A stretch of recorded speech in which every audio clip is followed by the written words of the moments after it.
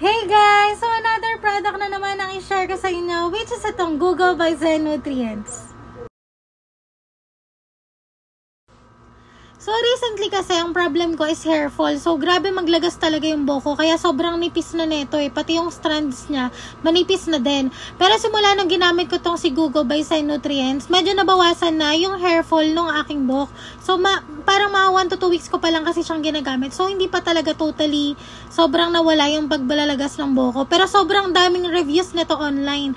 So, check nyo lang online. Ang dami nang gumagamit na itong product na to. Dahil nga, chemical free siya. Bali, silicone free, sulfate free, and paraben free na rin tong product na to. So, kung yung mga usual na shampoo ay sobrang bula, etong shampoo ni Google or ni Zen Nutrients is hindi siya ganun kabula.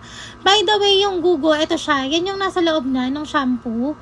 Bali, yung Google is native woody vine from the Philippines. So, native siya dito sa Pilipinas. From generations daw, ginagamit na daw yung Google para sa hair fall. So, para pampatibay nung scalp sa kanong strand ng buhok natin.